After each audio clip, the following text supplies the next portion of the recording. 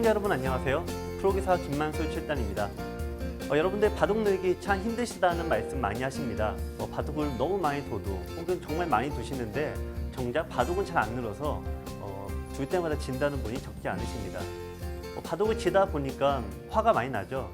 또 공부도 하고 또 바둑도 많이 두시는데 생각처럼 늘지 않는다고 말씀 많이 하십니다. 바둑은 참 늘기 힘들기도 하지만 사실 빨리 느는 사람들을 보면은 여러분들도 많이 보셨겠지만 정말 쭉쭉 빨리 늡니다. 그 비결이 있는데요. 바둑을 여러분들이 많이 두시지만 항상 똑같은 실수를 반복하는 그런 아주 나쁜 습관이 있습니다. 즉 예를 들면 바둑을 너무 빨리 두는 게 단점이신 분들은 그 나쁜 습관을 고쳐야 되는데 그걸 잘 고치지 못하죠. 그래서 바둑은 잘 두셔도 너무 빨리 두는 바람에 실수가 많으신 분이 또 적지 않으십니다. 바둑이 느는 비결은 사실 이렇게 아주 어려운 것이 아닙니다. 본인이 하는 실수들을 조금만 줄이시면은 그 자체가 바둑이 빨리 느는 비결이 되는데요. 자, 거기에 대한 열쇠가 있죠. 그 열쇠는 바로 오늘 강좌 제목입니다. 스텝 바이 스텝, 즉 한 걸음 한 걸음 천천히 이렇게 자신의 실수를 고쳐가다 보면은 여러분들의 실력이 자연히 상승이 될 겁니다.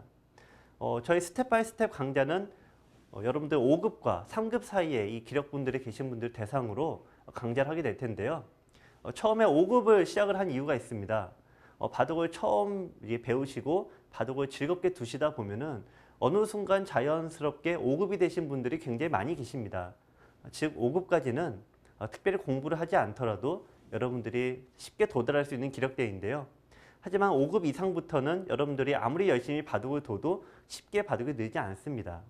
자, 그래서 저와 함께 스텝 바이 스텝 한 걸음씩 천천히 4급, 3급, 2급 이렇게 고기력대를 향해서 나아가도록 하겠습니다.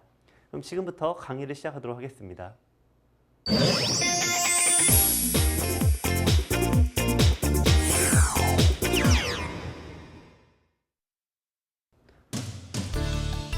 네, 오늘 첫 번째 바둑인데요.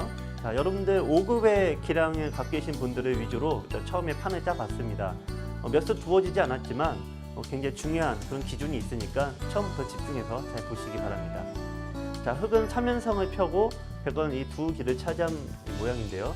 자, 백이 이렇게 모양을 넓히니까 흑도 역시 모양을 넓힌 장면입니다. 자, 여기까지는 아무런 문제가 없죠. 자, 백의 다음 수가 오늘 첫 번째 문제가 될 텐데요. 자, 여러분들이라면 이 백의 다음 수로 어느 쪽을 선택을 하시겠습니까? 자, 일단 흑의 모양이 굉장히 커 보이기 때문에 이쪽으로 들어가는 수를 생각해 보실 수 있겠고요. 또 상대 모양도 크니까 나도 모양을 넓힐래 이런 식으로 자신의 모양을 넓히는 것도 생각해 볼 수 있겠습니다. 자, 또 이쪽에 지금 간격이 있는데 상대가 만약 이쪽에 들어오게 되면은 이제 갈라지는 게 좀 두렵다, 싸움이 벌어지면 무섭다 이렇게 생각을 하실 것 같아요. 그래서 백 입장에서 지키는 것도 한 가지 방법이 될 것 같습니다. 자, 그럼 보기를 드릴게요. 이쪽을 들어가는 수, 이쪽을 넓히는 수, 이쪽을 지키는 수, 이 세 가지가 있는데, 자, 여러분들이라면 이 세 가지 방법 중에서 어느 쪽을 선택을 하시겠습니까? 자, 오늘 아주 쉬운 문제일 것 같은데요. 이 바둑에 관해서 굉장히 아주 기본적인, 또 아주 기초적인 이론이면서 굉장히 중요한 그런 문제입니다. 자, 우선 정답을 먼저 말씀드릴게요. 자, 지금 이 모양에서는 이쪽 자기의 모양을 넓히는 것이 정답이 되겠습니다. 그 이유에 대해서 설명을 드리면 이 바둑은 서로 번갈아 두면서 두는 게임입니다. 즉 상대가 한 귀를 하나 차지하면 나도 하나 차지하고 상대가 두면 모두 똑같이 차지하게 되는데 이 바둑의 특성이 귀도 4개고요. 변도 4개가 되겠죠. 따라서 상대가 두더라도 백을 잡은 입장에서도 꼭 2개의 변과 귀를 차지할 수 있게 됩니다. 자, 즉 상대가 흑이 먼저 이렇게 모양을 차지하고 변을 2개를 차지했으면 백을 쥔 입장에서도 일단 2개를 차지해야지만 아주 대등한 승부가 될 수 있겠죠. 하지만 들어가는 것, 자기 모양은 보지 않고 상대 모양만 이렇게 보고 들어가는 것은 굉장히 좋지 않은 습관에 속합니다. 자, 그 이유를 한번 설명을 드릴게요. 자, 이쪽을 들어오게 되면은 공격을 당하게 됩니다. 자, 그러면 이제 백이 이쪽에서 이제 모양을 잡게 되겠죠. 설령 이런 식으로 이 안에서 산다고 보겠습니다. 사실 사는 것 자체는 어렵지 않습니다. 이렇게 두면은 사는 데는 큰 어려움은 없는데요. 하지만 이 좁은 곳을 백이 둬서 흙의 모양은 깼지만, 자 보세요. 이 넓은 곳을 흙에게 뺏기게 되면은, 자 흙의 모양은 이 두 군데가 아주 잘 차려져 있습니다. 더 나아가서 이쪽에 벌리게 되면 모양이 아주 더 커지게 되겠는데요. 하지만 백의 입장에서 한번 생각해 보세요. 백은 모양이 이쪽밖에 없습니다. 이쪽은 돌이 하나씩밖에 없어서 모양이라고 보기 힘들겠죠. 즉 흙은 큰 모양을 두 개를 가지고 있고 백은 하나밖에 없기 때문에 이 포석 자체에서부터 백은 좀 뒤지는 형태가 됩니다. 자, 그래서 바둑의 어떤 포석뿐이 아니라 가장 기본이 되는 이론인데요. 오늘 강의를 통해서 여러분들이 또 오늘뿐이 아니라 이 전체 강의를 통해서 여러분들이 저와 함께 공부하실 게 가장 중요한 것 첫 번째입니다. 바둑은 항상 넓은 곳에 두셔야 됩니다. 즉 이런 좁은 곳을 두시는 게 아니라 이런 가장 넓은 곳을 두시는 게 바둑의 착점의 기준이 됩니다.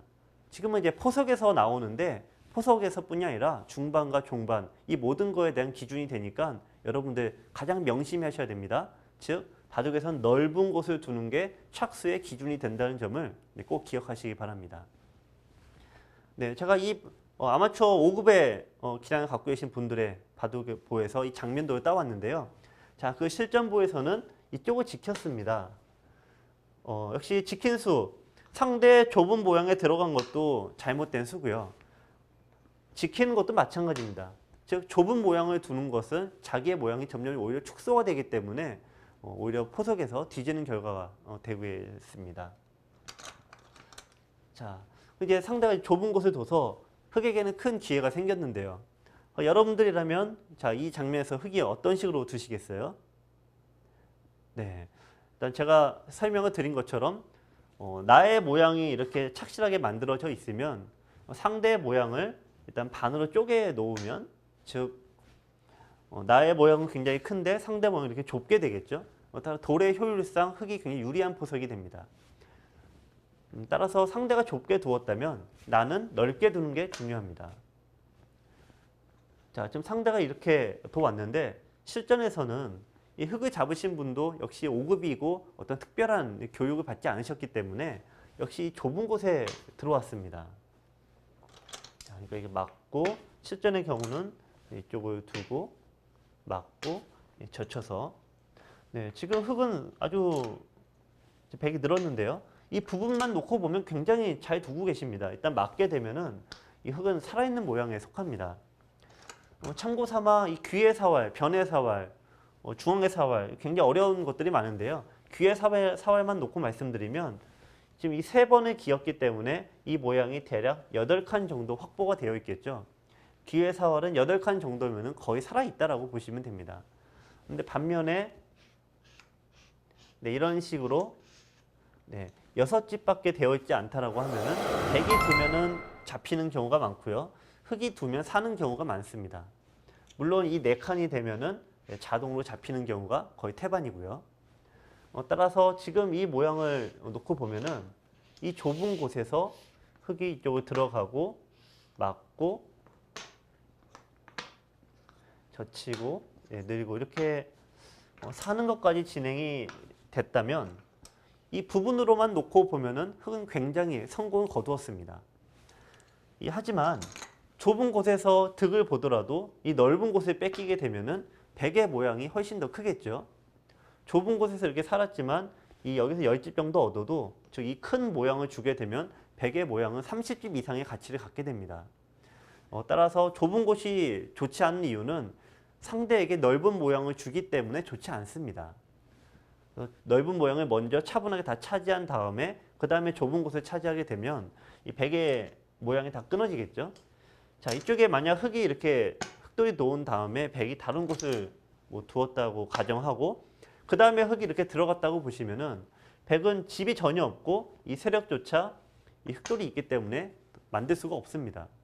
따라서 이 착점과 어떤 포석의 진행 방향은 넓은 곳에서 서서히 좁혀간다라고 생각하셔야 돼요. 지금 이 순서가 어긋나게 되면은 이 부분에서 득을 보더라도 넓은 곳을 뺏기게 돼서 전체적인 이 흐름이 무너지게 됩니다. 사실 실전은 이렇게 밀었는데요. 밀은 것도 좀 잘못 둔 수죠. 일단은 여기도 마찬가지입니다. 이쪽은 좁은 곳이에요. 좁은 곳이 아니라 넓은 곳으로 돌이 방향을 가서 안형을 확보해야 되는데 이 사활에서도 좁은 곳을 두면은 상대에게 넓은 곳을 뺏겨서 그 사활이 굉장히 위험해집니다. 자, 지금 이 바둑을 보면은 이제 가만히 늘게 되겠고요. 이제 백은 2였습니다. 흑은 네, 살려면 2선을 이렇게 나올 수밖에 없는 형태가 되었는데 초반에 또 여러분들 많이 아시는 바둑 격언 중에 하나인데요. 1선은 사망선, 즉 1선은 두어봤자 집 모양을 갖출 수 없기 때문에 살 수가 없습니다. 2선은 무슨 선입니까? 네, 패망선이죠. 한 집, 기어서 한 집은 내는데 한 집 만들려고 2선을 기다가 바둑을 지게 됩니다. 그래서 2선의 별명은 패망선입니다. 자, 지금 보시면 흑은 2선, 1선을 많이 두었기 때문에 이 집이 전혀 없어요. 가치가 없죠. 그리고 백에게 이 넓은 곳을 뺏겼더니 자, 흑이 처음에 이 좋은 모양을 만들어 놓고도 돌이 2선으로 흘렀기 때문에 흑의 가치가 그냥 뚝 떨어져 버렸습니다. 이렇게 된 것이 지금 보면 이 들어간 다음에 흑이 잘못 둔 것이 거의 없어요. 사는 것 자체는 지금 실수가 거의 없습니다. 실수가 한 번밖에 없었음에도 불구하고 지금 이렇게 대세에서 크게 뒤지게 된 원인은 뭡니까? 자, 바로 즉 처음에 좁은 곳에서부터 바둑을 시작했기 때문입니다. 넓은 곳을 둔 다음에 두었다면은 이쪽에 흑돌이 있었더라면 백의 세력은 큰 가치가 없겠죠. 하지만 넓은 곳을 두지 않고 좁은 곳을 두었기 때문에 이런 결과를 낳게 되었습니다. 따라서 여러분들께서 바둑을 두실 때 초반에 이렇게 넓은 곳을 항상 두시는 것을 염두에 두셔야 됩니다. 네, 이쪽을 이제 들어갔는데요. 자, 여기서 두 번째 문제입니다. 상대가 좌우 동형의 문제, 어떤 한 가운데 두었습니다. 그럼 백의 입장에서 이 돌을 공격하기 위해서 안형을 먼저 뺏어야 될 텐데 백의 안형을 뺏는 수는 이쪽으로 마네모로 두는 수와 이쪽으로 마네모 두는 수, 이 두 가지가 되겠습니다. 제가 미리 말씀드리면 이쪽을 안형을 뺏는 게 중요한데 이쪽을 씌우는 것은 최악의 수가 되겠습니다. 이쪽에 두는 것은 흑이 아주 가장 쉽게 이런 식으로 안정이 되어버리기 때문에 지금 씌우는 것은 좋지 않습니다. 그래서 백의 선택은 흑의 안형을 뺏는 이쪽 마네모와 자, 이쪽 마네모가 될 텐데 백이 이 두 곳을 모두 다 둘 수만 있다면 너무 좋을 텐데요. 하지만 애석하게도 바둑은 서로 번갈아 두면서 두는 게임이죠. 백은 이 둘 중에 가장 좋은 자리를 선택하셔야 됩니다. 자, 그렇다면 백의 정수가 어디일까요? 자, 여러분들 한번 생각해 보시고 착점을 해보시죠. 네, 제가 사실 힌트는 많이 드렸습니다. 이 문제 역시 넓은 곳이 어디냐를 먼저 보시면 됩니다. 자, 이쪽이 넓을까요? 이쪽이 넓을까요? 네, 당연히 이쪽이 더 넓겠죠. 변이 훨씬 넓습니다. 그래서 이쪽을 마네모 두는 게 정수고요. 흑이 만약에 이렇게 뛰어나오면 자, 이런 식으로 모양을 넓혀 가시면서 자연스럽게 집으로 만드는 게 백의 정수가 되겠습니다. 자, 실전도 이쪽에 두셨는데 아주 잘 두셨습니다. 그러니까 흑이 이쪽에 2선을 달려서 안정을 꾀했는데 자, 이 모양에서 이 마네모로 두는 게 급소가 되겠습니다. 백은 이 자리가 급소고요. 흑이 살려고 하면은 그 다음에 이쪽을 씌우셔도 되고 네, 이쪽을 넓혀도 됩니다. 즉 이런 식으로 씌우고 흑이 안에서 살 때 백이 또 모양을 더 넓히게 되면 이런 식으로 모양이 넓히게 되면 이 판의 4분의 1이 백의 집이 되는데 실전 같은 경우에는 좀 잘못 뒀어요. 이 모양에서 백을 잡으신 분이 이쪽으로 좀 좁혀서 뒀습니다. 모양을 넓히더라도 반대가 돼야겠죠. 넓게 둬야 되는데 좁게 두시는 것은 아주 안 좋은 습관이 되겠습니다. 네, 오늘 첫 번째 바둑을 보셨는데 첫 번째 바둑을 통해서 혹은 이 바둑을 통해서 제가 말씀드리고 싶은 부분은 바둑의 착점의 기준은 항상 이 넓은 곳을 착점하는 겁니다.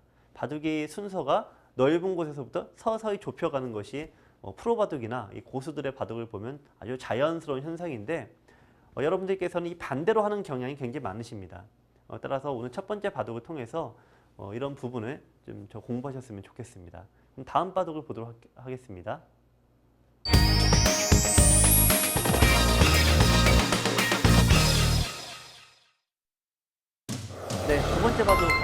하겠습니다. 네, 지금 바둑판 화면을 보실까요?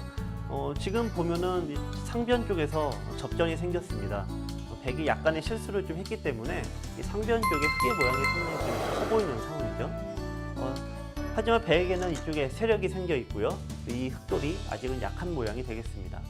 자, 여기서 백이 선택을 해야 되는 것이 있는데, 일단 이 흑 모양이 굉장히 모양이 큽니다.